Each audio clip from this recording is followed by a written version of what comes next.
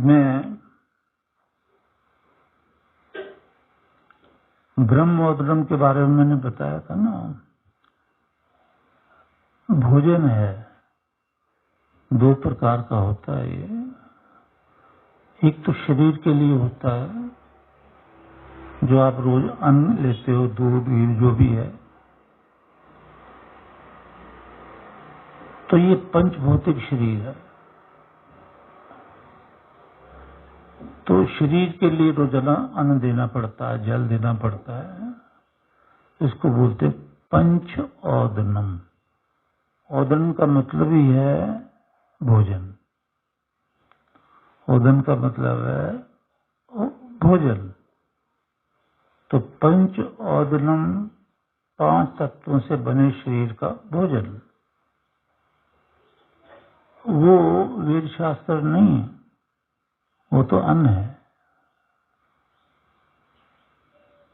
दाल सब्जी है, रोटी है, और जो भी आप पेट भरने के लिए करते हो, उसको बोलते हैं पंचओदनम। ये ईश्वर की वाणी है, ऋषियों की वाणी है। तो एक होता है ब्रह्मओदनम, ब्रह्म का भोजन। पंचओदनम शरीर का भोजन। ब्रह्मओदनम ब्रह्म का भोजन। हम ब्रह्म का भोजन खा रहे हैं। तो उसका अर्थ होता है कि जीवात्मा जो है वो दूध दही दाल सब्जी नहीं खाती है, पंचओदनम नहीं लेती है, न पानी पीते, कुछ नहीं उसको चाहिए। जैसे भगवान को कुछ नहीं चाहिए ना, तो जीवात्मा को भी जिंदा रहने के लिए कुछ नहीं चाहिए। लेकिन जीवात्मा कर्म के बंधन में बंधी होती है, परेशान होती है, तो उसे ब्रह्मोदनम चाहिए। ब्रह्मोदनम मतलब परमेश्वर का भोजन। परमेश्वर का भोजन मतलब ये जो वेद है, ये सुनना, ये जीवात्मा का भोजन है। जीवात्मा इससे बंधन से छूटती है। वेद ज्ञान सुन करके जीवात्मा बंधन से छूट जाती है। जीवात्मा चेतन है, ये जन्म मरण से परे है।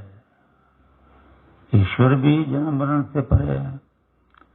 तो जीवात्मा को भोजन नहीं चाहिए, ये भोजन जो संसारी भोजन है, और परमात्मा को भी नहीं चाहिए।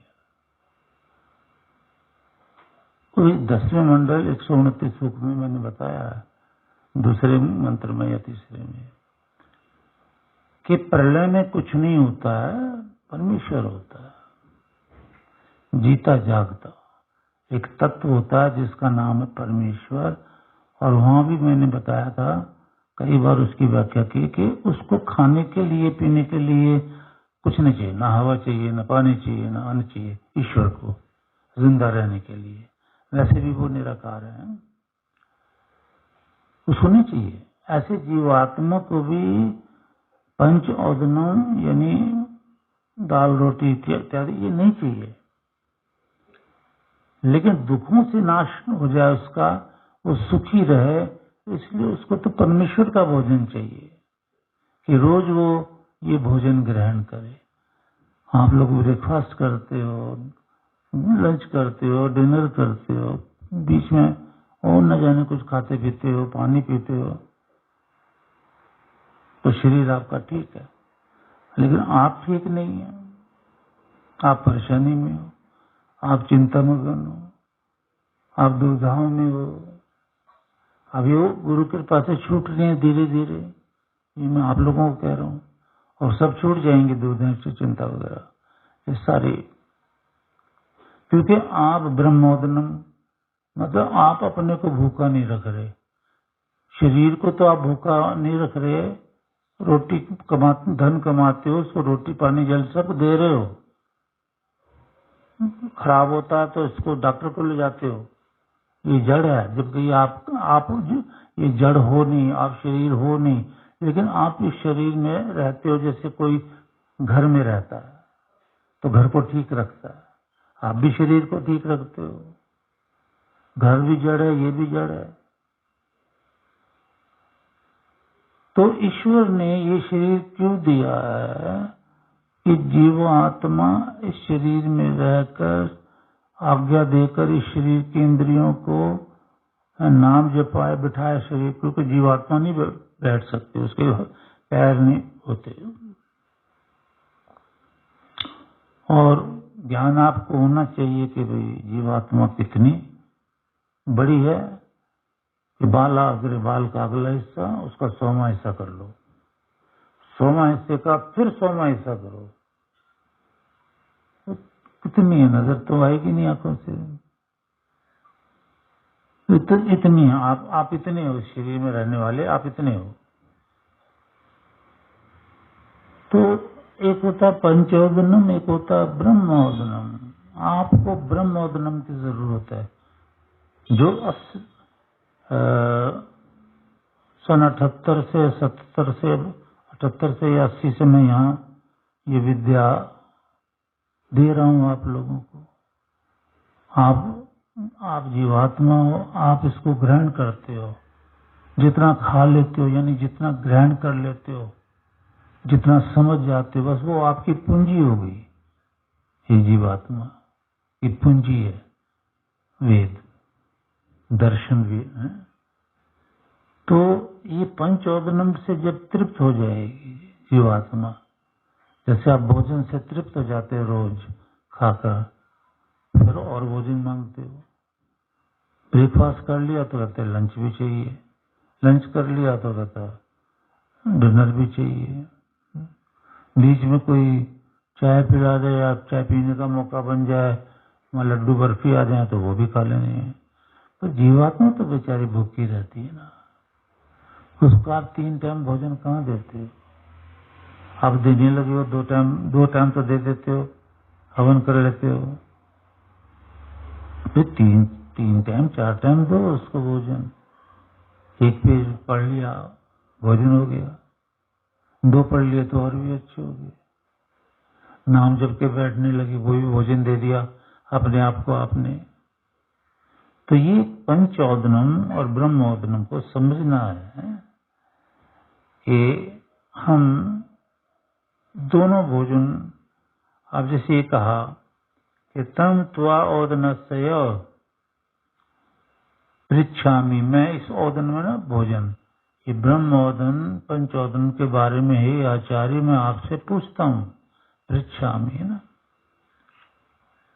तो जिसकी इतनी बड़ी ना यह अस्य महान महिमा, जिसकी बहुत बड़ी महिमा है ये ब्रह्मोदन की है ना।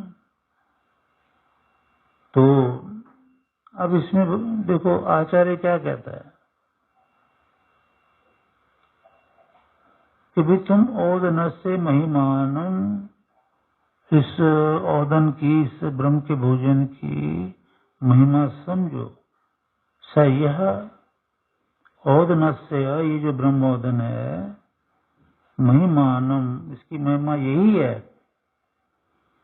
कि इसका जो सब्जेक्ट मैटर है ना, विषय विकार, विषय का नहीं, विषय सब्जेक्ट, ये इसका सब्जेक्ट मैटर है ब्रह्मोदन का, कि ये जीवात्मा को दिया जाता है। ये सब्जेक्ट मैटर हो गया परमात्मा को मिलने का, है ना। ये खाने से शरीर नहीं बनेगा ब्रह्मोदन से, ब्रह्मोदन ब्रह्म का विषय है। तो ये आचार्य ने बहुत बड़ी बात कह दी कि आप महिमानम यह ओदन से, इस ब्रह्मोदन की महिमा को जानो कि यह ओदन से, ये जो ब्रह्मोदन है ना, इसको जाने, विद्यात, इसको जानो, इति ब्रूयात, है ना। इतना ही कहे कि भी मैं ब्रह्मोदन को जानता हूँ, है ना। इदम च किंच न इति, इदम च किंच न इति, इदम चाहिए, इदम ने सारा संसार जो आपको दिख रहा है, न इति, ये परमेश्वर नहीं है, ये तो प्रकृति का बना हुआ संसार है। तो ब्रह्मोदनम का विषय जो है यानी सब्जेक्ट मैटर है वो परमेश्वर है। ब्रह्मोदनम सत्संग है, ब्रह्मोदनम वेद सुनना है, ये भोजन है जीवात्मा का, ये आपका भोजन है। जब इसको आप भोजन दोगे तो सुख शांति पाती है, ये शांत हो जाती है। फिर संसार के चक्कर में पड़ते हैं तो फिर कोई ना कोई परेशानी। पर जो हम ज्यादा से ज्यादा ब्रह्मोदनम यानी भोजन करेंगे, इन्हीं वेद सुनेंगे, साधना करेंगे, बुराई से दूर रहेंगे तो हम बिल्कुल, हमका मतलब जीवात्मा शांति और आनंद में चली जाएगी। उसके पास किसी प्रकार की कमी नहीं रहेगी, न अन्न की, न धन की, न सुख की, न परिवार की, कोई कमी नहीं रहेगी। ये है ब्रह्मोदनम। बोलो सच्चिदानंद घन भगवान।